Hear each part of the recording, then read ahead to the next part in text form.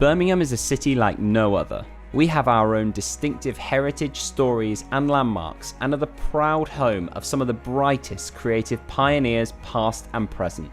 We are also home to a diverse array of values, beliefs and traditions, creating a cultural offer that supports thousands of jobs, directly and indirectly. As the role of city centres change and lifestyles and work styles evolve, this sense of community and belonging will grow in importance. Through the evolution of our city, be it the development of new housing, parks and green spaces, or centres of culture and leisure, opportunities must be taken to tell the stories of all those who helped shape our city. We want to build and promote Birmingham as a city of layers, a city rich not just in diversity of people and stories, but in art, industry, food, music, technology and performance. Our City of Layers aims for 2040 include ensuring that opportunities for our rich arts, cultural and creative talent are embedded into city life and continue to be central to the social and economic future of central Birmingham. Maximising opportunities to build on the 2022 Commonwealth Games in order to create a strong sporting and community legacy, showcasing and promoting our cultural offer and unique heritage to external visitors in new and exciting ways.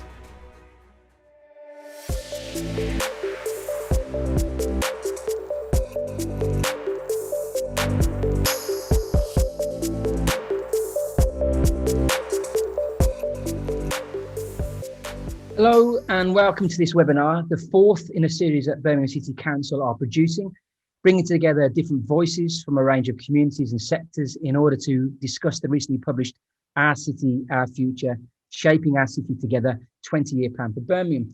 And today we are focusing on the City of Layers theme.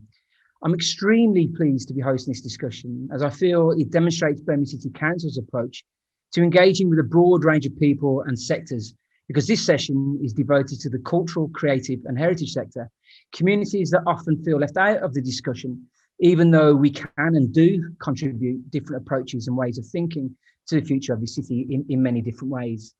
My name is Jez Collins, and I'm the founder of the Birmingham Music Archive, a creative and cultural and consultancy organisation that works across a variety of sectors in music, development and placemaking, and tourism. And I'm also the cultural lead for a major development project in Digbeth, which perhaps if we have time, we can talk about later, about how culture is leading the discussion in and for those developers. I'm delighted to be joined by a panel of artists, entrepreneurs, thinkers, and activists today. And I'll ask them to introduce themselves shortly. But before I do that, I want to emphasize that the purpose of this webinar is to hear those different voices and to engender feedback for the City Council to their Our City, Our Future plan. And I think the deliberate use of the word "our" is instructive here. So please do make sure your voice is heard by submitting your thoughts, ideas, suggestions, aspirations, constructive criticism, whatever it may be. And we'll give you at the end of the webinar those links where you can send those thoughts to. Before I start or introduce the panel, I just wanted to perhaps frame the discussion with giving you a sense of what culture is. It's often thought of as an add-on, as a bit of public art in development planning, but actually I tend to use Unesco's definition of culture, and I'm going to read that out, and that's a way maybe into discussions that we're going to have. So UNESCO defines culture as the set of distinctive spiritual, material, intellectual and emotional features of a society or a social group that encompasses not only art and literature, but lifestyles, ways of living together, value systems, traditions, and beliefs.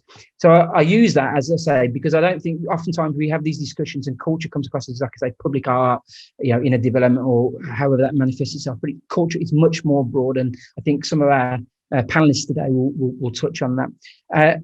Just having a quick look at a couple of the other sessions or webinars that have taken place.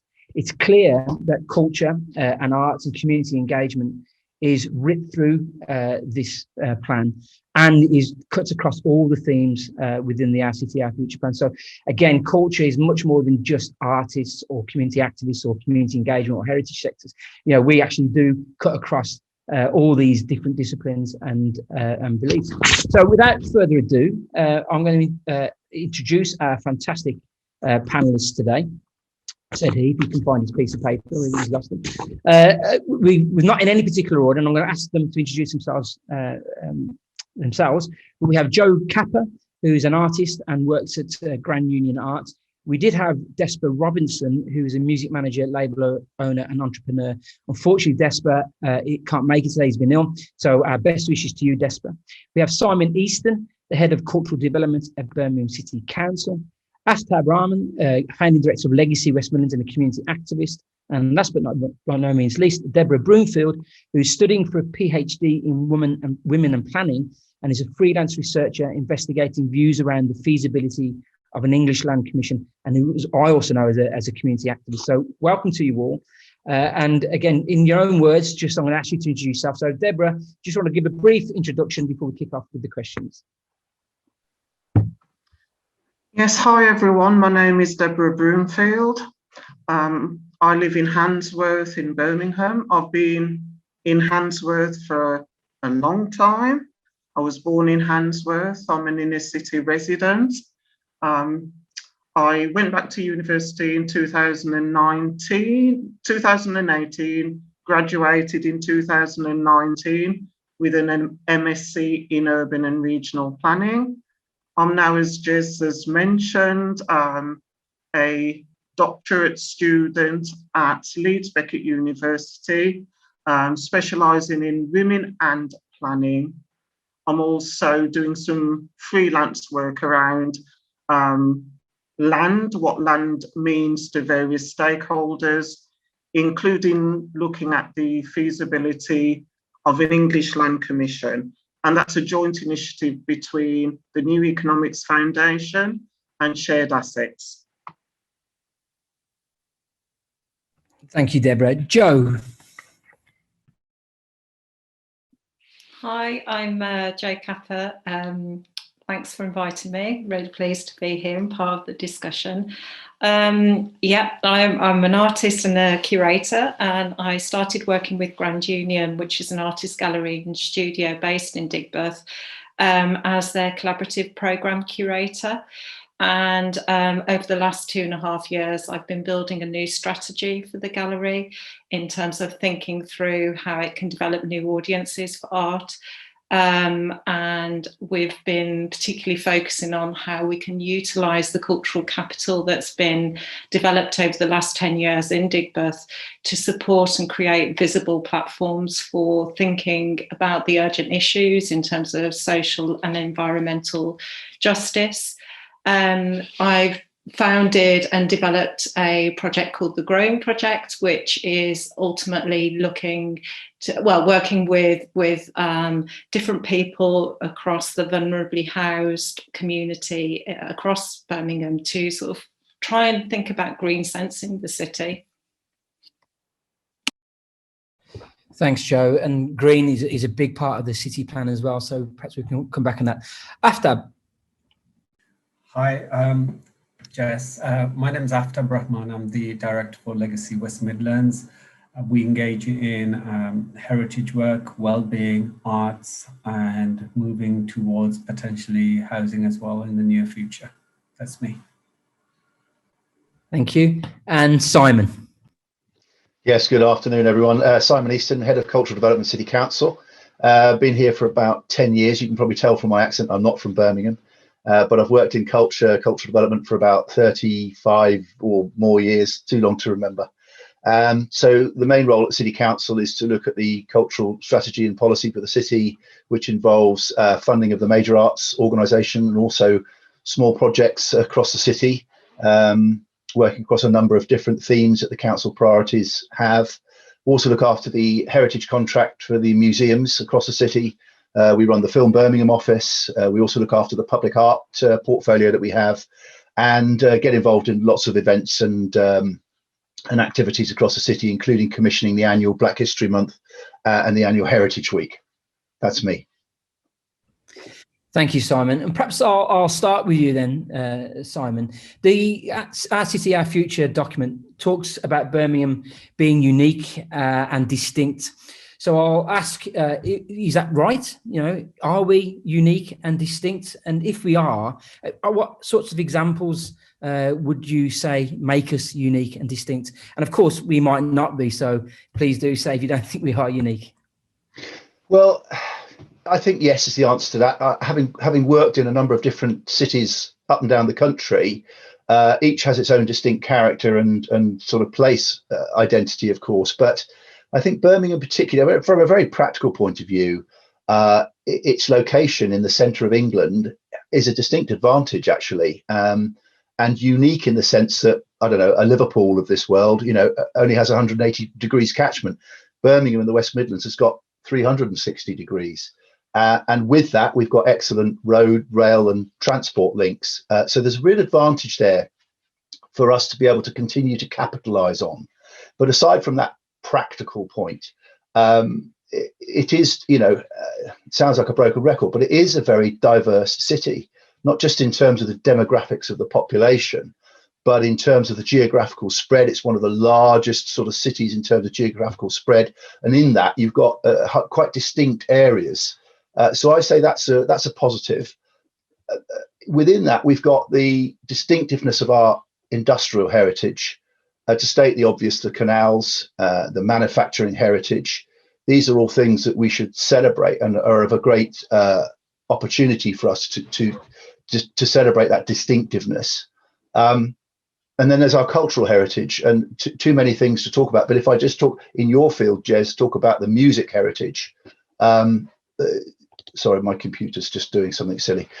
But we've got the heritage of the bands across the city. Everything from the Black Sabbath of this world to Duran Duran, Bhangra, developed in this city, ELO, UB40, more recently the Twang and Laura Mvula and those sorts of people. So fantastic cultural heritage. And then there's the sports heritage, the Edgbastons of this world, the cricket, the football heritage, two of the oldest clubs, the oldest lawn tennis club in the city, in the UK rather. The breadth of our cultural offer, the festivals, too many to mention, but obviously festivals of all different natures and crossing different cultures, religious festivals as well. Very, very unique in this city and a big opportunity for us to celebrate. And last but not least, our food heritage in terms of the distinctiveness of the Balti Triangle is an obvious statement, of course, and especially to those living in the city. But I think it is an example of where we as a city can really celebrate our culture. Thanks, Simon. I mean, that begs a question then, Simon. Perhaps I want to just follow up on that. Is there too much? I mean, just some of the things that you've laid there, does that make it hard for someone like you who in that position to have a handle on it all, or for us to be able to market? Or we talk about in our city plan about branding, the Birmingham brand. Do we have too much? Is that possible? No, I don't think so, Jez. I think there are areas of these distinctiveness different areas that we should celebrate for different audiences. The messages that we have appeal to different people of different ages, different cultures, different creeds, whatever. So it's great to have all of these things that appeal to different people's interests, if you like, who are interested in, and I'm going to use this word, experiences. I talk from a personal point of view here, but I feel people are very much after experiences. Now, whether that be their cultural experience or their historic experience or their culinary experience, we've got so much in this city. I'd actually go as far to say, Jez, I think we're undersold. We undersell ourselves in Birmingham, and that's something that we need to address. Thanks, Simon. After, if I can turn to you, you work within that sphere. And so, Simon's mentioned a lot of heritage, industrial heritage, sports heritage, food heritage, some of our music heritage, our cultural heritage. And I know that you cross a lot of those. And I wonder if you get your sense about what you think of Birmingham. Are we unique? Are we distinct? If we are, how do we, celebrate that and, tell the world about that? So firstly, I think Simon's stolen the thunder from all of us. He's spoken very eloquently for all of us. I certainly think we are unique. I certainly agree with Simon that we're not doing a great sales pitch here. We're underselling ourselves in many aspects.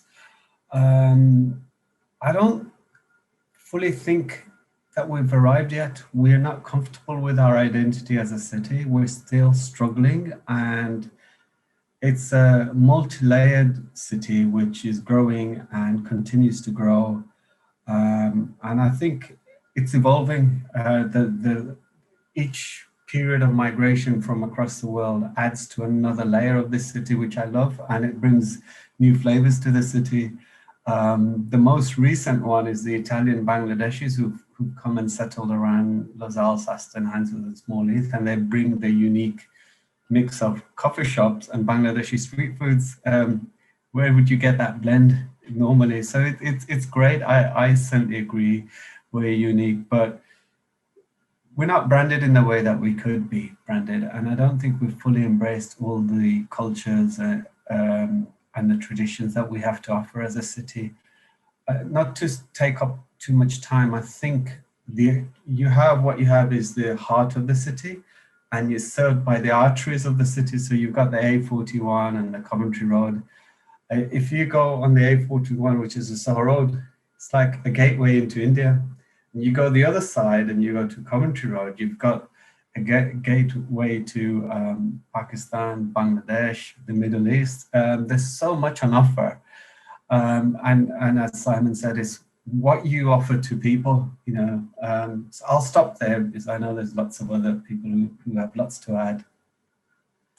Well, perhaps we'll pick up on that because I love that idea about the journey, through the city by understanding its, networks and its arteries, and of course, again, the idea of this next 20 years for the city is to perhaps break down those barriers that stop those communities coming into the city and vice versa. So perhaps we'll pick up on that discussion. And perhaps Deborah, I'll turn to you for this question as well. Then, as a planner, as you said, you've lived in Handsworth all of your life. What sorts of culture is reflected in those communities, in your communities? Does it change? Is it static? What's the role of people like yourself who are now studying planning to bring those voices in to the city and its cultures? I think, first of all, I need to say I'm coming at this from a Deborah's perspective. I'm not representing any organisation or angle to things, but as I say, I've been living in Handsworth. Actually, I was born in Handsworth, living in Handsworth for a long time. I think from my perspective, there is, I quite agree with what Simon says and Aftab says, in terms of there is an element of uniqueness. But I also think we've forgotten a legacy. Because there is an eagerness, this is only from my perspective, to transform without actually remembering the legacy. And what I mean by legacy is that my parents came here in the 1950s and we settled. There has been a lot of African people of Caribbean. At that time, it was Caribbean ancestry, people from the Caribbean who settled in inner cities and places like Handsworth and brought a particular culture, a particular flavour, as well as their counterparts from other countries. And I think we've forgotten that. I was quite surprised to learn quite recently that I know that we're not talking about the part of Handsworth that I'm in, but I think this is quite relevant, that Handsworth, the Soho Road, I know it's an iconic road, but the Soho Road was likened to 125th Street in New York. We've not actually captured that. I also think that it's an icon. There's a lot about the city, but it's also a divided city. I mean, I was born here. It's a divided city, and I'm not sure if we've actually permeated those layers. And I think it's going to take a long time to do that. I think we've forgotten the young, and there's a lot of young up and coming visionaries, culturalists that are doing great things in not just in Handsworth, but in Birmingham. I'm hoping to see that we do remember that those exist in the strategy, whatever this strategy is.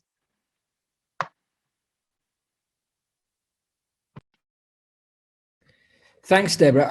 You've raised some really important points there, and I'm going to pick up on this in the next question. I just want to give Joe the opportunity to answer the first question, because you've all three have actually opened up a whole range of really important questions that we'll get to the nub of. But Joe, just in terms of this sense of the city and its uniqueness and its distinctiveness, as someone who works across the city, do you have this sense? Is it unique? Is it distinct? If so, how do we perhaps, tell these stories in a coherent way that tells the rest of the country and internationally what Birmingham is all about?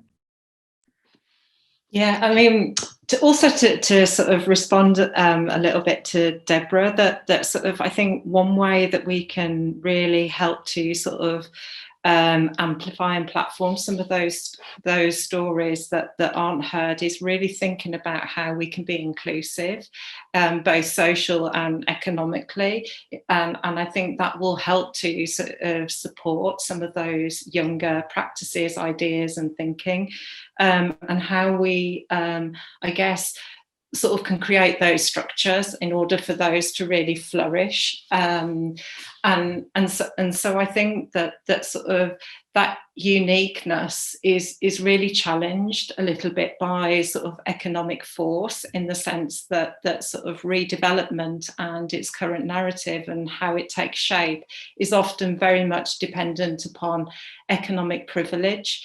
And so I think until we can start to sort of really genuinely and honestly sort of build those sort of fair, inclusive approaches as a city that sort of takes on all individuals and histories and legacies, that sort of that won't take shape. And I think that we really have to tackle some of the difficulties of the post-industrial city, that sort of some of those histories and narratives in terms of how the wealth was built through the Industrial Revolution is actually really complicated and traumatic for some peoples. And I think we sort of probably have to do some difficult work as well as sort of celebrate. Thanks, Joe. It's really interesting to hear these, because I'm just going to read a little bit from the actual Our City, Our Future planning in the City of Layers, and you've all mentioned the multitude and the depth of layers in the city. But it says, as the role and purpose of the city centres change and lifestyles and work styles merge and evolve, it is the sense of community and belonging, the social interactions experienced through culture at all levels, that people will want to come to cities for. Social activity is an essential part of the attraction of city life. So just picking up on what particularly Deborah and Joe, you've just said, and I'm going to ask Aftab this first. We talk, or there's a lot of talk about hard to reach communities, but we know they exist. We know where they exist. So how do we ensure that their voices, their history, their contributions to the city, however problematic that may be, however traumatic that may be, are heard, perhaps elevated and amplified? And I think that goes to some of what Deborah was talking about how we're losing or we've forgotten a lot of these stories. So I know that's a bit of a big question, but after, I wonder if you, through your work, could give us an insight into that. Yeah, I think just to paint a picture, we set up Legacy 11 years ago. And the reason we did it, all right, was through at my living room. It was to collect stories of Bangladeshi people who had first arrived in the UK.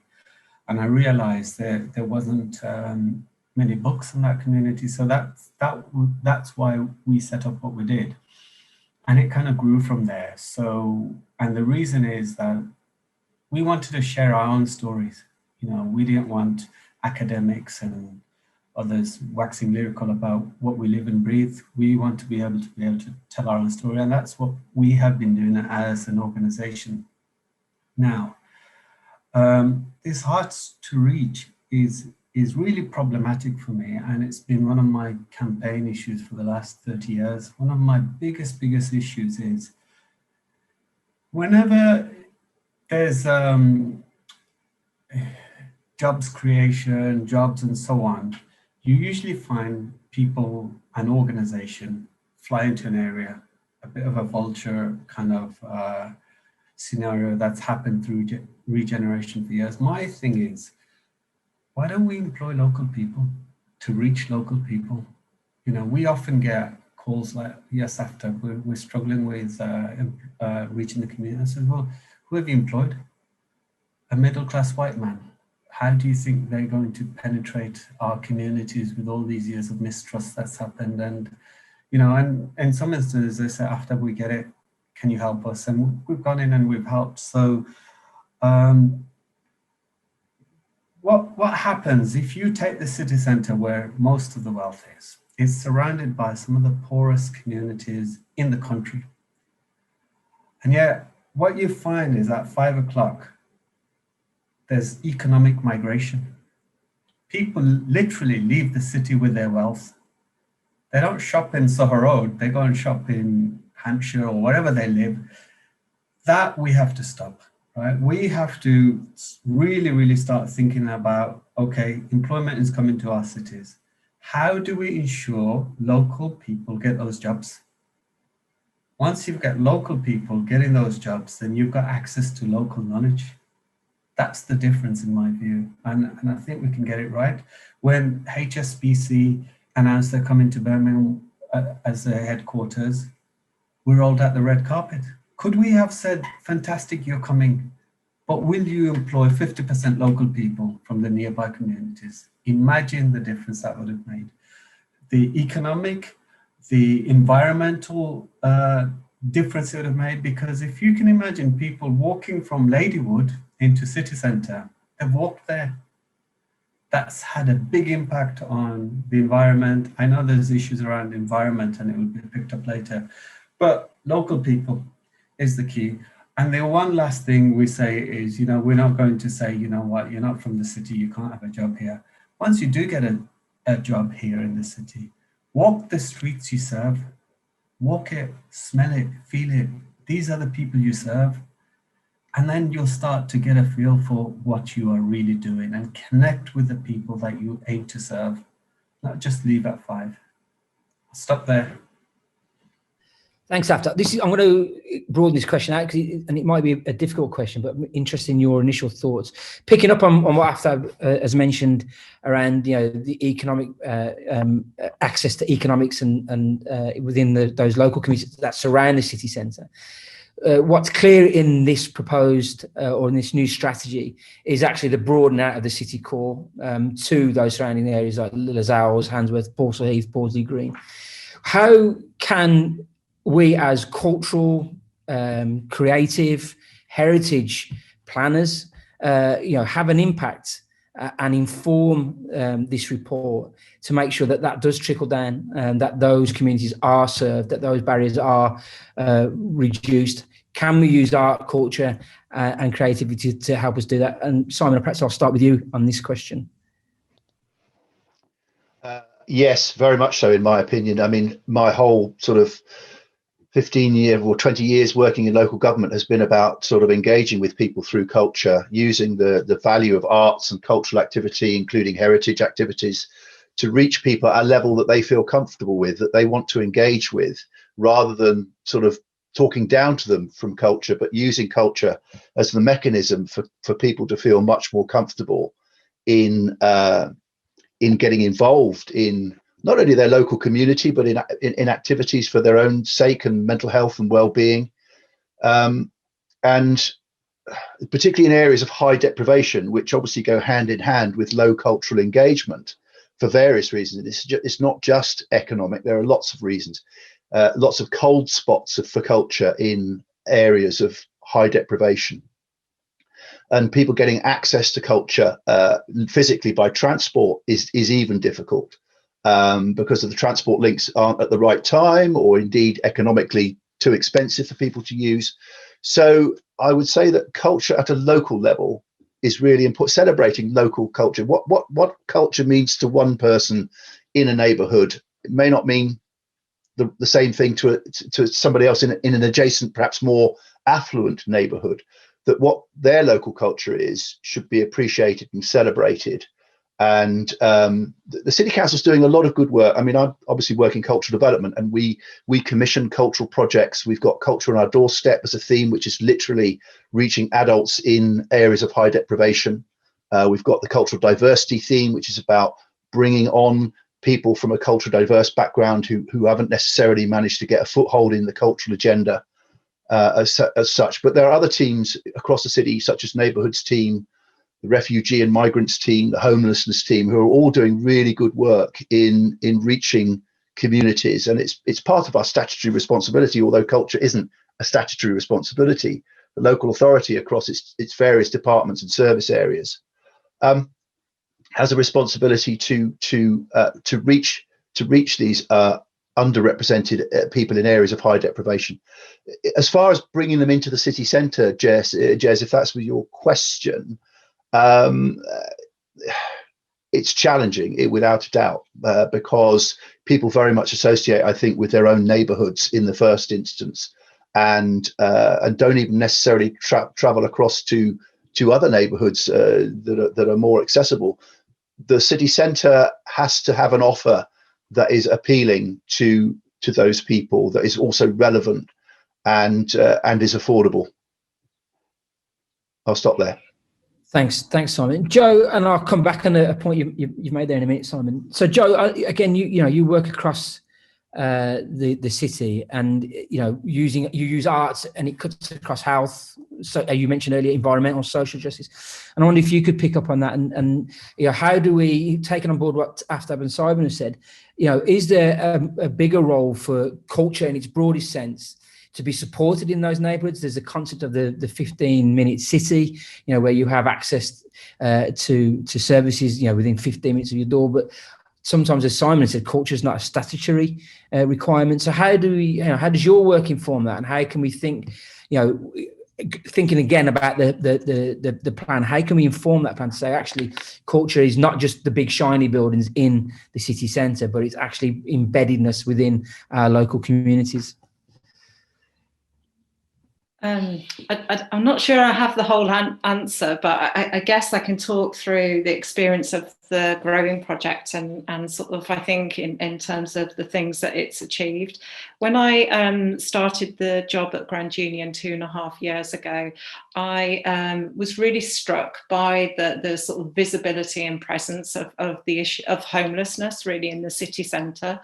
And sort of, I think I was privileged in the role that I was given, in the sense that I was able to sort of really think about a strategy in terms of how culture might sort of address some of those issues.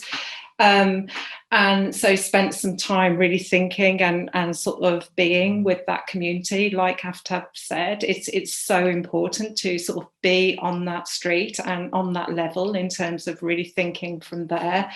And so and coming from a background in terms of community organisation development, know that sort of when you work directly with people and listen and think and then develop something from that sort of, true culture sort of happens, and true intersections between sort of different understanding and thinking happens. And so very quickly we sort of started to sort of find spaces to grow and grow different foods and vegetables and sort of in the city. And suddenly we was able, through sort of working with people who were resident in hostels, who were probably seen as sort of difficult issues to overcome, that sort of they could start to develop a sense of sort of almost civic pride, of sort of feeling part of something. And I think that's sort of what we need to try and do, is find opportunities for people to be included in and taking part. I don't think culture, I think, we need to think what everybody has culture. Everybody eats and breathes and dresses every single day. And so they have their own unique understanding of it. So I think we need to widen how we think about it and who are the gatekeepers that holds that very sort of sense of culture, and start to appreciate that, culture happens every single day in everybody's life, in their house, in where they live, in how they choose to speak, what they listen to. yeah, I've gone off on one. No, that's great. And perhaps I'm going to pick up on this. I'm going to ask you again, Joe, and then turn to Deborah. But you talked about include, and after has talked about included in, you know. But how, if you're watching this webinar, or you're someone who, you know, from another part of the city, or you are a policy maker or a planner or developer, how do you do included in? What do you do? What does that mean? How do you go and find? How do you work with hostels? You know, what's the role of, you know, the relationship? How do you work with the Italian Bangladeshis, which I've never heard of before until today, and I need to go down to Les Halles and have an Italian Bangladeshi. You know, what's the process of that? How can we make those communities or engage those communities in meaningful ways? And that's a question to everyone, but perhaps Joe, I'll start with you. Do you know what? It's human kindness. It's sort of just being very open and sort of also being able to relinquish something of your own subjectivity in order to join with somebody else. And I think if you can have that sort of friendly, genuine, open, honest approach, I think you can connect with anybody. I sort of put me in a room and I'll make friends with anybody. Deborah, I ask you the same question, this idea about included in, you know, how do we do that? How do we, you know, we as in the broadest sense, you know, engage meaningfully with different communities? And of course, in somewhere like Handsworth, there's not one community, there are many communities, and that's true across the city.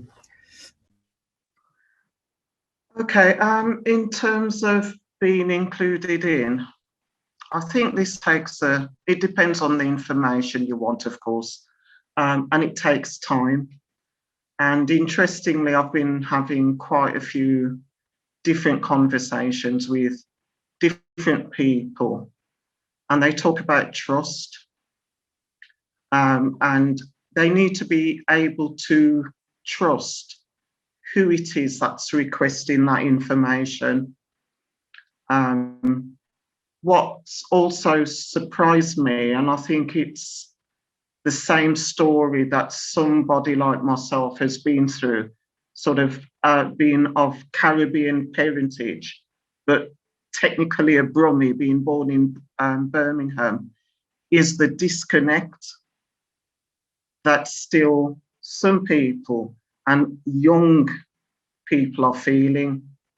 And it's how do we, when I say we, whoever decision makers are, if they're placemakers or cultural practitioners, how do you get over, work with that disconnect? And I've been quite surprised that, and they're not hard to reach communities. I don't think there's such a thing as hard to reach. It's, do we want to reach them? And at what point do we want to reach them? Because I think you can reach anybody if you really want to reach them. I think really that the key word that I've picked up, it's trust. There's a distrust sometimes of authority, what's seen as authority. I think also this slightly overlaps with what Joe has said. It's who owns the knowledge. We've got to be able to trust that who it is we're speaking to also owns knowledge, and it's their lived experience. They may have a better knowledge of the technical processes than so-called professionals have, and it's been able to let go of some of that ego to be able to bring in that knowledge. Thanks, Deborah. Simon, I'll turn to you then as a representative of a big organisation. How do you earn the trust of those communities? I mean, I imagine it's a very complex set of processes that you have to go through. And if you think about, again, want to bring it back to this, our discussion today about the new city plan that's looking 20 years ahead for the city. It's both its built environment, but also its brand and its economics, its jobs, its education, its health. How does how does an organisation like the City Council work in those areas? Is it possible for it to be able to work in those communities and earn that trust? And then two, how do you turn that into definable actions? Yeah, well, I agree with what Deborah's just said there. And just to repeat what I said earlier, I think that we need to use culture to break down the barriers between communities and even within communities at a level that they, using culture and the arts at a level that they can associate or is meaningful to them. And that helps then engender trust. And there are obvious, and I'm sorry to teach everybody to suck eggs here, but there are obvious common mediums that we have, whether it be food or music or arts, that are prevalent in all of our communities, that you can have a cross-cultural discussion around, an appreciation of, etc. Going back to Aftab's earlier point, I am a middle class male, and therefore that does make it very difficult for me as an individual to be able to go into certain communities and to gain trust. So we're a very small team anyway. So we have local arts fora across the city in each of the 10 what were districts, and we use the local arts residents in those neighbours, arts organisations, Legacy being one of them, Grand Union to a certain extent, who we fund to deliver work in those communities, and therefore they are trusted by those communities. And I think this word trust is very important, that as a resident from a particular community or from a particular area, you don't necessarily trust what you might see as the authority.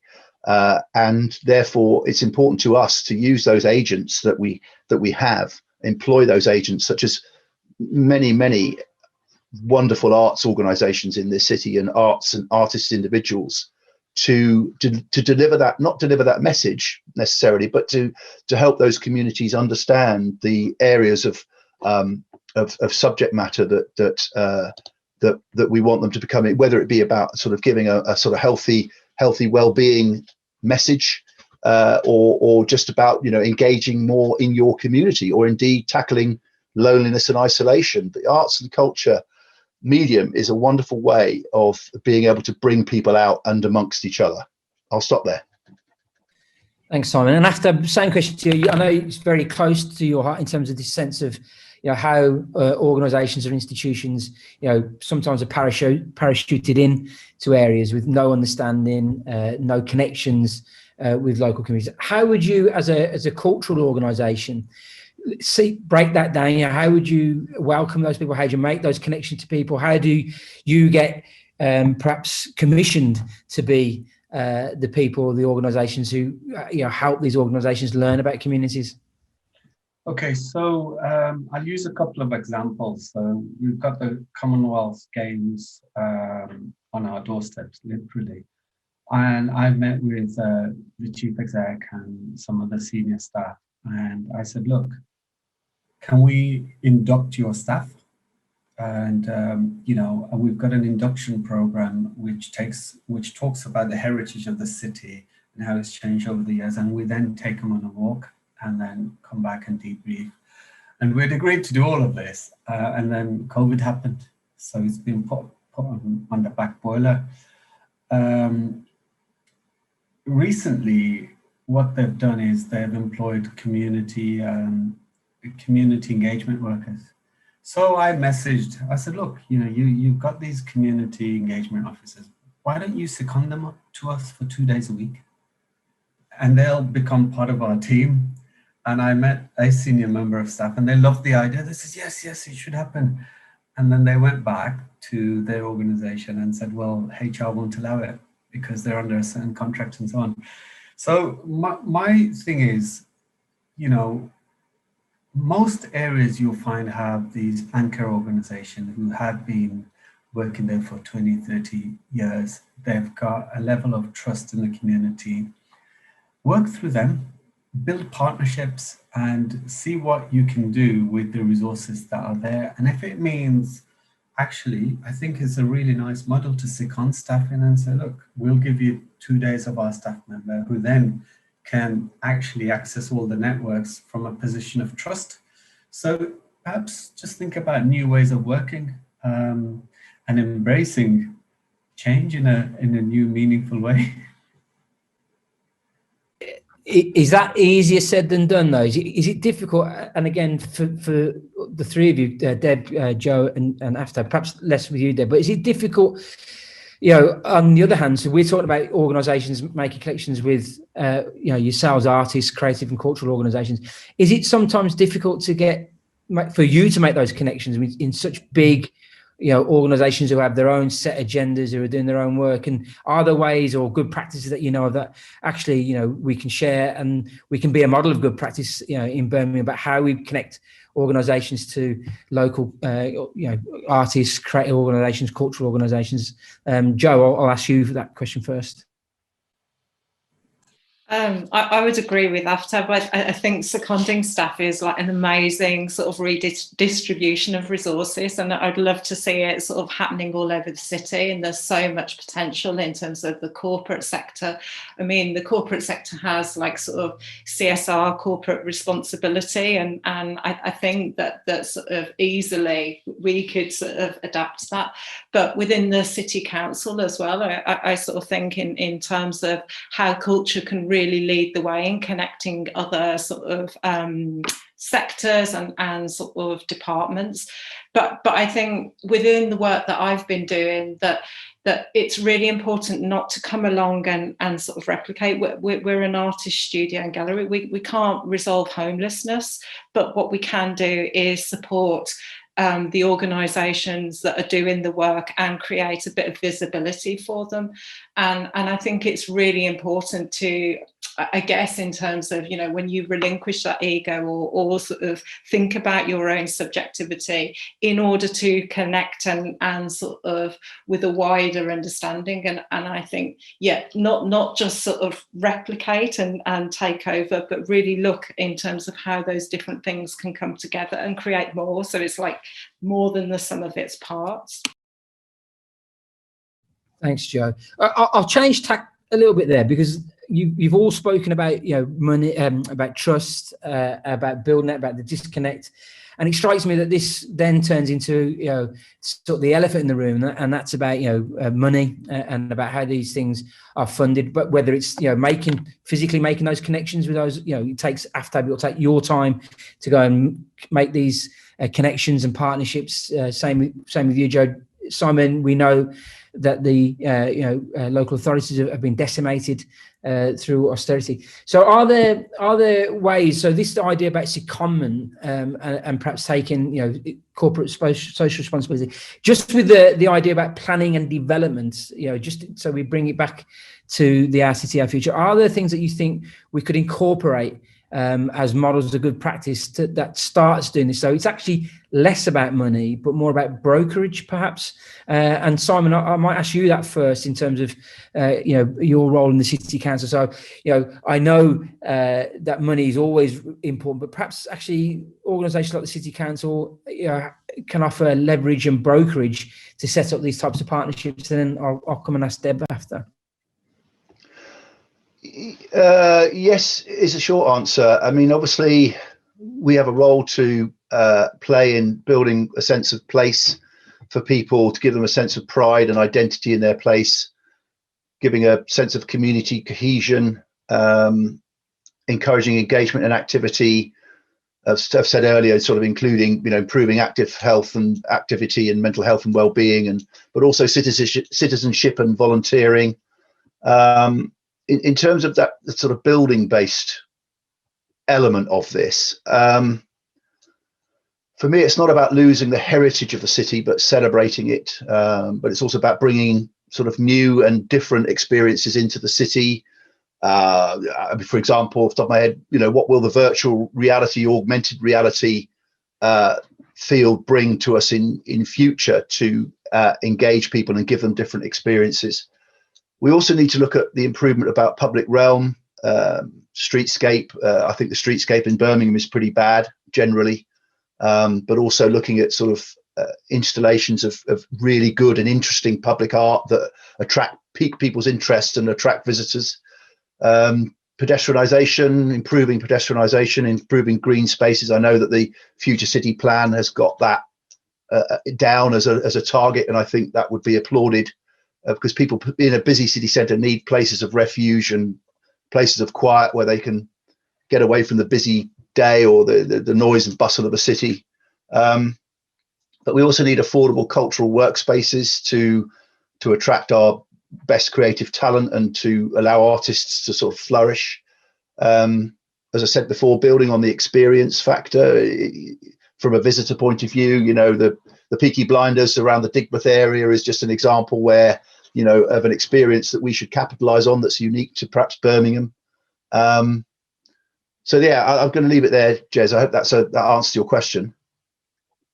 It was an impossible question, to be honest. You know, trying to sort out, ways forward is very difficult. But we have to be mindful that, you know, an organisation as big as the city council or the public organisation, you know, funds are tight. But I think that's true also in the arts and creative sector. So, you know, these discussions may help new ideas sort of form and come through. I'm going to change that question slightly as opposed it to you, Deborah, and you might not be able to answer. So just say, you know, this is not your area. But I wonder the role of community assets that the city council might hold. We mentioned earlier they have. Their finances have been straightened. But what about buildings, you know, physical buildings around the city that the council might own, and maybe could be thought of as community assets and turning those into spaces and places that you've all mentioned, whether they're growing spaces, whether they're incubation spaces, whether they're art spaces. I wonder if you any thoughts on that, Deborah? You're right in saying that's not my area. However, I mean, there were some points that I would have liked to have added to your previous question, if that's okay, if that's fine. I made a note about this issue about culture and public asset, not so much public assets, but public art and culture. And I wrote down a key word about appropriation. And I think there could be an issue of, because there is such a thing as austerity planning, and planning is moving towards more of a development process. Okay, you do have community planning for community needs, but there needs to be a way of statutory bodies and governments making money through planning, and it is development. And it is possible to appropriate culture and appropriate art in order to make money. I think that's a potential challenge in facilitating authentic art and culture, and it goes back to trust. So I think that all culture must be authentic, and the word authenticity is very important. In terms of assets and public assets, I mean, I'm not a big expert, but I am aware of there is a movement towards looking at how land can be differently managed. I know that is happening at the moment, and they're possibly looking at ways of how assets which are due to COVID-19, which have been left empty, you know, businesses failing, how we can use that for the public good. Then again, it becomes an issue of trust, a trust between statutory bodies and also the communities. I think the communities need to be trusted that they know. There's an importance about building resilience. I'm wondering how much resilience do we actually build? We regenerate, but do we build the resilience of those communities and instill trust in them that they can manage those assets? That's a great point, Deborah, and I'm going to put that actually to Aftab in terms of, you know, this sense of, do you feel that you are a trusted organisation, that you have the trust of, you know, those bigger organisations, and in more general, and would you be trusted in terms of, you know, managing community assets? Because that is a really important point. You have the skills and knowledge and the connections, but do you feel actually that you are an organisation that is trusted to be able to do those types of activities and run those types of buildings? And are you also aware, and this is also for Joe, are you aware of, you know, the ability to be able to repurpose some community assets in, you know, around Les Halles, and what would you do if you could get your hands on them? Okay, so this is really, really interesting. Are we trusted? I think we are. We've been going for 11 years. We have good governance. As it happens, Deborah was on our board for a while. We've reorganized our charity. We're now a charitable incorporated organization, which means that we can own, we can trade, and it limits the liability on our board members. So we've changed as an organization. This trust doesn't happen overnight, you know. In your introduction, you mentioned I'm an activist. I am, and sometimes I ruffle a few feathers, and it's done with integrity and honesty. I will champion and campaign for the local communities I work in. I will champion and campaign for the Bangladeshi community, which is my heritage, actually. And we're working on a project with Symon, which funding is coming through eminently for this. But it's a journey, you know, it's an absolute journey, and it will, it's all good and well to say, give us the resources, we'll manage it. The truth is, not everybody has the skill sets to manage, and we need to be honest about that. We're now looking to become a housing association. There's 9 Georgian houses on Hampstead Road that we're trying to buy, and we're speaking with the council to see if they will give us a grant to do this. And the aim then is to put large families in those houses. And ultimately, what we want to do is save those houses for future generations to enjoy, but also secure the future of legacy. When you own assets, people take you seriously, as opposed to not owning assets, you know. And we want to diversify our income. We want to do a lot more. We want to be an anchor organization in the city. And we want to, in the next 3 to 5 years, we want to be a mini BVSC in the northwest of Birmingham, because some of the larger organizations can't touch and feel the organizations around here that we can. We certainly don't have all the answers, but we have set ourselves some really, really ambitious goals to grow and develop. And this whole journey is quite tiring. You know, I don't expect people to trust us just like that because I've called them or what have you. It takes time, and we're on a journey together to learn. And what we do also is we tell people where we're vulnerable. We don't know the housing agenda. This is an area that we're learning. So I'm very open, and I said, look, this is what we want to do, but we don't know how to get there. Can you help us? 9 times out of 10, people will come out and say, Aftab, I can help you with that. So for example, our housing plans are being supported by Housing 21, which is a major housing association coming into Les Halles, where they're building houses for 55-plus-year-olds to support older people. And they've come to us and said, Aftab, we can't engage with the community, we don't know them. I said, look, we'll do it for you. So, you know, work to our strengths, and we'll work to your strengths, and we'll support each other to grow. So it's just a quick example I thought I'd share with you there. That's fascinating, and you know, perhaps something to take away from this discussion is about how perhaps developers, we want to go back to this. We are talking about a strategy for the next 20 years around how the city and the city core and the outside areas develop, around economics, about the built environment, about culture. So, there are ways in there, after, I think, that you're providing people who might be, who sit outside the cultural, creative and heritage sectors, can start thinking about, well, actually we can work with these sectors, with these organisations, because we can learn from them as much as they can learn from us. So it's a fantastic example there. Joe, I wanted to throw it back again just to you. It's the same sort of question, because I know that Grand Union, after I was mentioning about you owning your assets, and suddenly, the world's a different place. And I know Grand Union have been working hard to own their space in Digbeth. But I also interested in your views about, is there potential around unlocking, community assets, whatever they may be, that the city council might hold.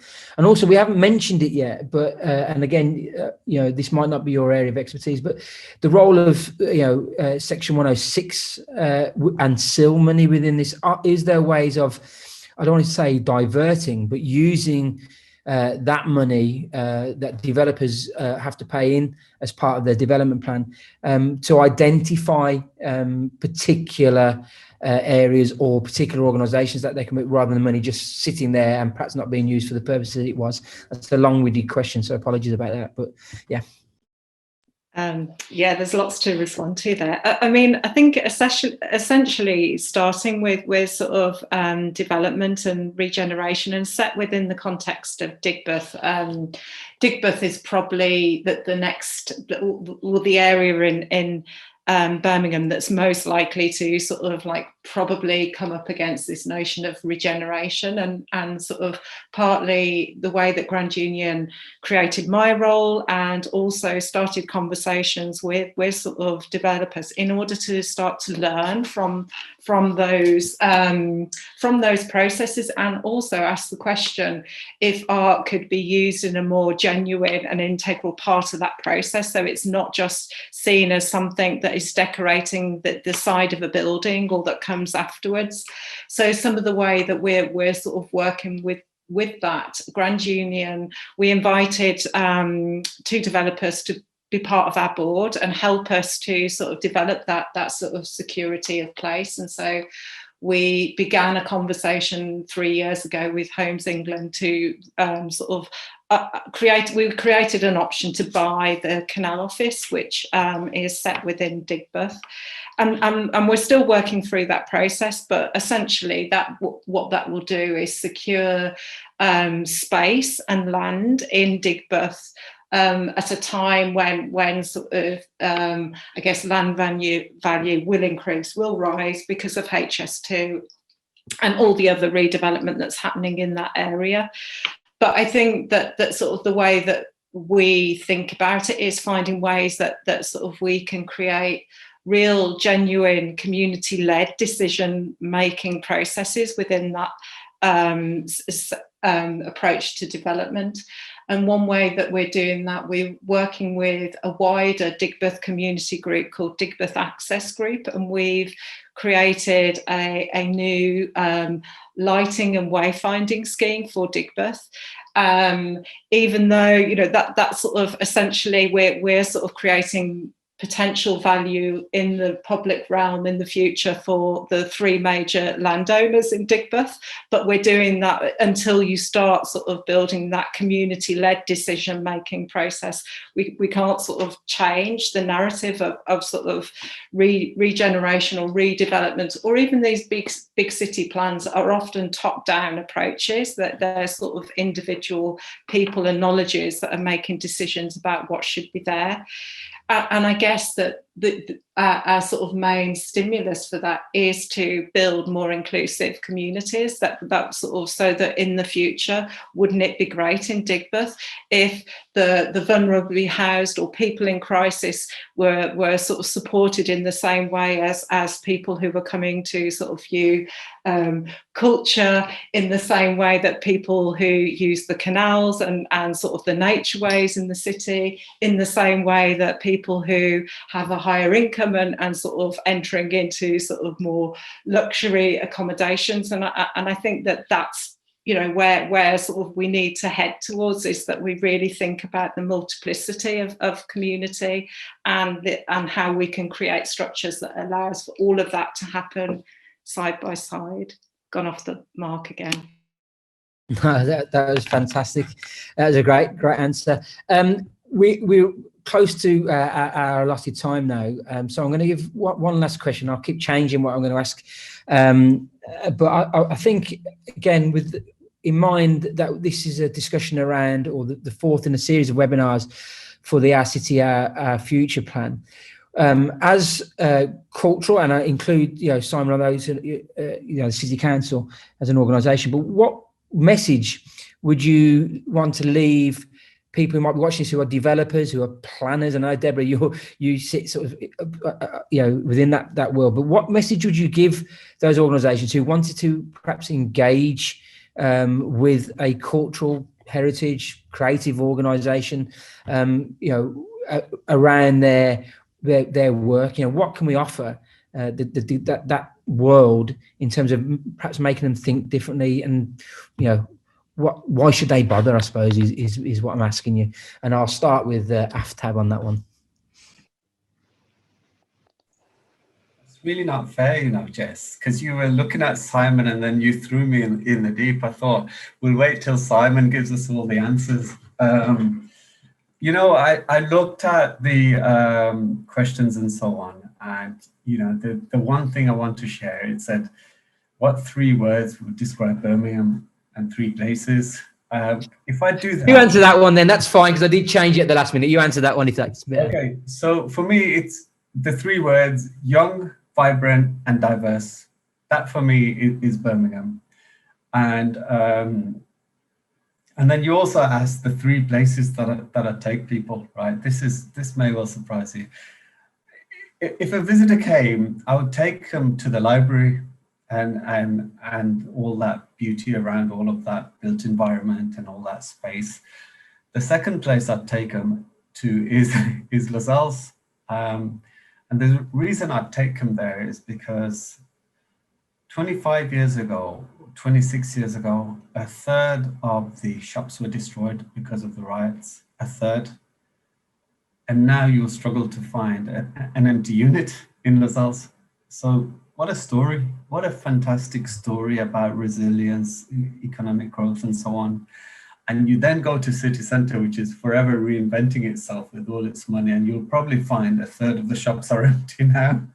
And the other place I'd take them to is Coventry Road, because you go through Middle Eastern culture, cuisine, and then you've got Pakistani culture, cuisine, and then you've got Bangladeshi culture, cuisine. And it's just amazing how this whole city has these different layers of culture, heritage, food, arts that can be embraced upon. And in terms of what I would say to developers is don't do the usual stuff about following the money. Actually think about what you can embrace. I mean, one of the biggest developments going in now is Hockley Loop, or is it Port Loop? Port Loop, yeah. Port Loop. Jez, an average house there costs 400,000. How are we supposed to afford that as a common man and woman in this city? That's clearly targeting those upward mobile people who have moved to the jewelry quarter from wherever, and now they're ready for a family. They can move to those. What kind of communities are we building? Gated communities. There was all sorts of work being done around creating those spaces, but then you prize local people out. We have to ensure that local people can have a stake in these places. Otherwise, they'll become,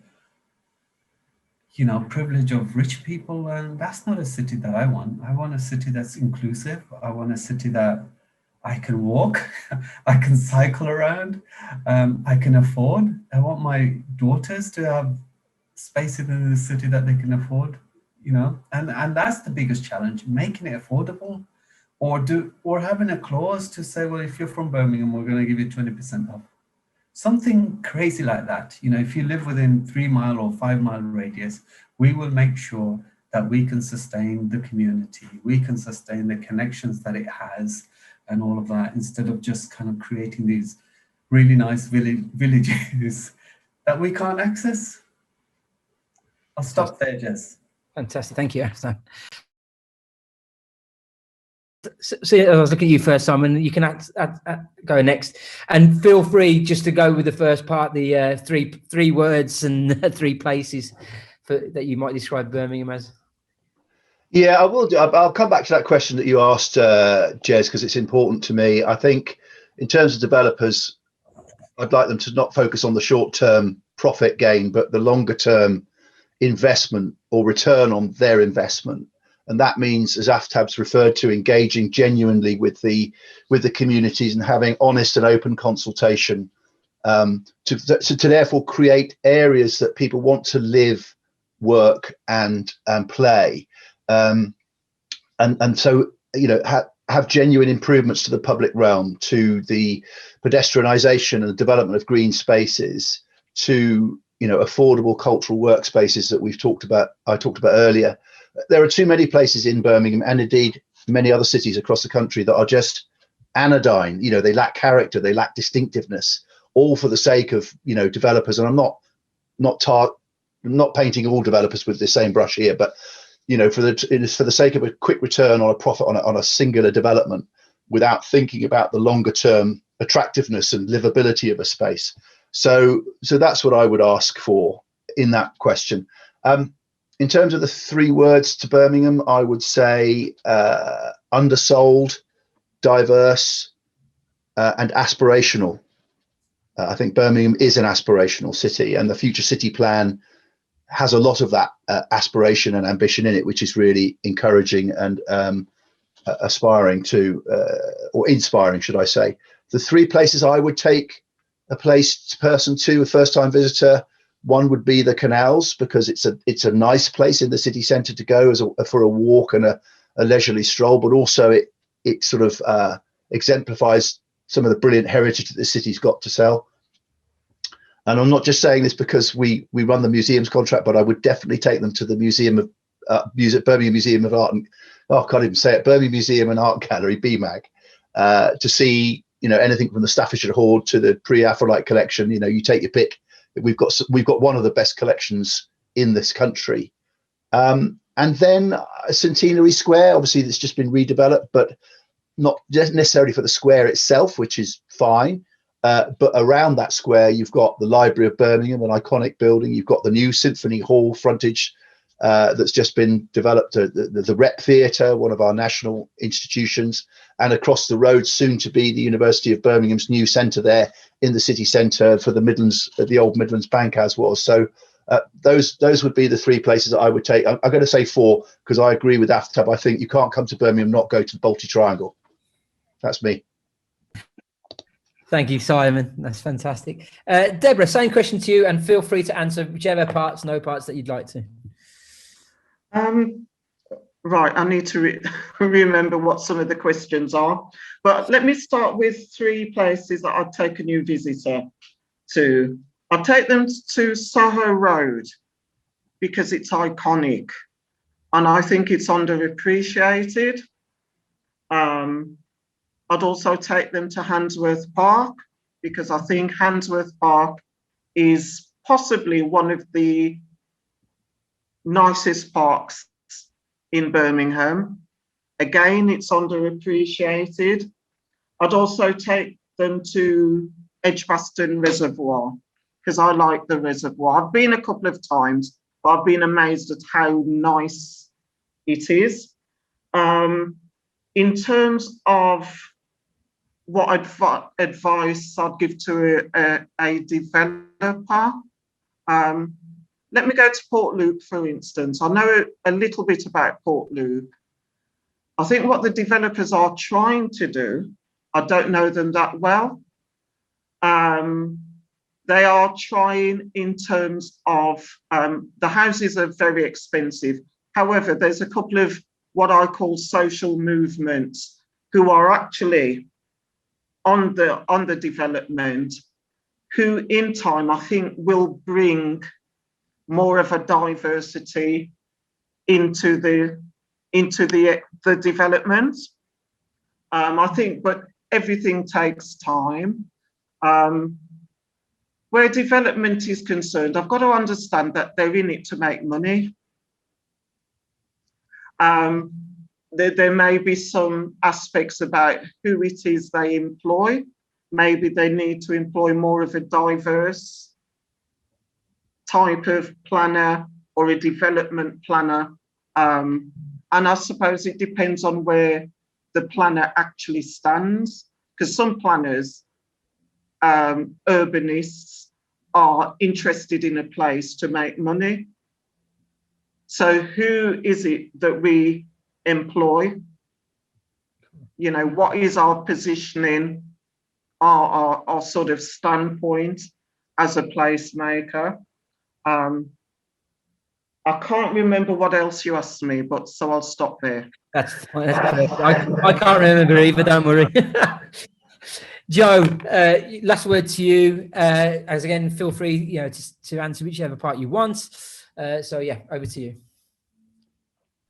There's so many things I would like to say to developers, but I sort of think it's more I'm going to pose a question, because I sort of think, can we just think differently about how we create land value? And sort of, I know that we can't necessarily change capitalism and those profit models of sort of that's generated through the development process, but can we just have a different sort of conversation that really enables people's sort of emotional and sensitivity and sort of being a human being within the world, and sort of, and I think that interestingly that sort of Birmingham has sort of, you know, I guess it's sort of its sort of motto was sort of, you know, that picturing the artist and the engineer. I think Birmingham has a history of sort of working across with different disciplines and enabling sort of innovation to come out of that. And so I think that sort of that's probably, you know, something to work with. But in terms of sort of the three words that I sort of wrote down when I sort of thought what could represent Birmingham, I sort of said friendly, genuine, and it's a multiplicity, and sort of just to really hold that. But the three places I would take people to sort of visit, I'd take them to one of my gardens that's set in a hostel in Digbeth. I'd really like them to walk through that industrial landscape into that beautiful oasis that's sort of tended by people in a very vulnerable place. I'd like to take them to walk out of the city along the River Ray. The River Ray, like, sort of just takes you through the sort of the notion of what a city is and its expansion.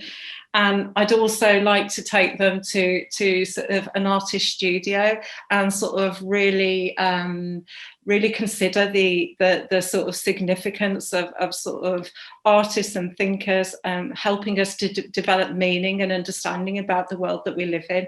It's been an amazing conversation. I've really enjoyed listening to everybody. Thank you.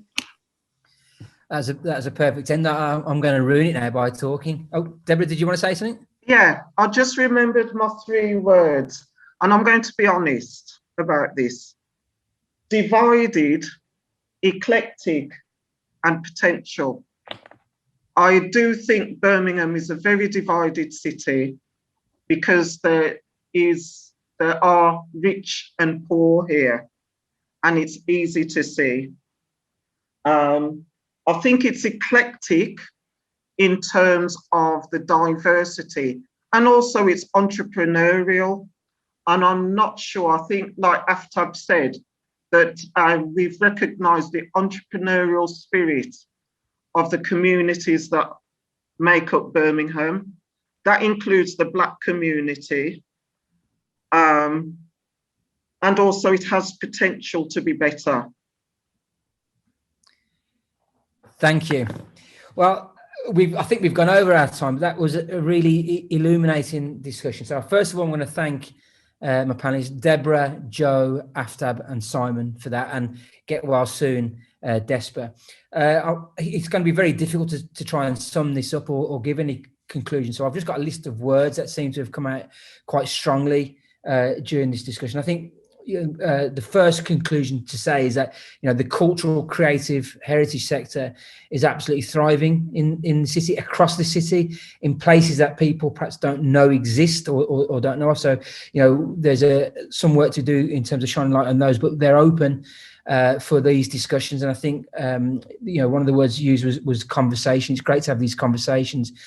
And I think what the cultural, creative and heritage sector can do in these types of policies, development, planning conversations is perhaps actually challenge those organisations from different sectors. We work in different sectors, we use different language, different vocabulary, but we can challenge you to think differently, whether you agree with the things that we say, you take on board the things that or the ideas that come out, but absolutely having those conversations will challenge both yourselves and our sector to think and maybe do things differently, however that manifests itself. I think key themes that come through are trust. How do we build trust, meaningful trust and meaningful engagement? Because when we do that, when we build those trust and those connections and have that engagement, then the world is a much better and different place. And I think the city itself will be a better and different place. There are issues around land values. Can we do things differently there, or at least have those conversations about sustainability? I think Aftab made a great point that we're so focused sometimes at looking at the big shiny things that we forget actually, you take a walk down into Les Halles or Alum Rock, Saltley, Ballsy Green, you see the vibrancy of those high streets that come through years and layers of migration into the city, and the culture that comes with that. It's absolutely fantastic when you go down those high streets.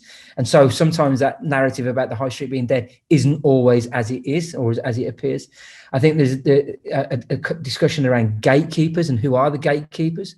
How do we connect with those gatekeepers? How do we bring through new gatekeepers to carry on these discussions? As we've said, it's a very young city. We're talking about a 20-year plan. In 20 years' time, I'm going to be almost 7. Well, I know I'll be over 70. Well, that's terrible. So, where is that generation coming through? How do we engage those younger generations who are now, coming in to find the city and live in the city? Where's their voice and how do they get them involved? And I think, the idea about being included in is critical. Again, meaningful inclusion. We talk about inclusive growth, including communities, engagement with communities, but actually it has to be worthwhile. It has to be meaningful. Those communities have to feel that they are being listened to and they are trusted to perhaps carry out and run and own and develop the city that they live, work and play in. So thank you so much for your time. This will be going out soon. The purpose of these webinars are to encourage different voices to engage in the process of how their city is shaped, and that is the name of the document.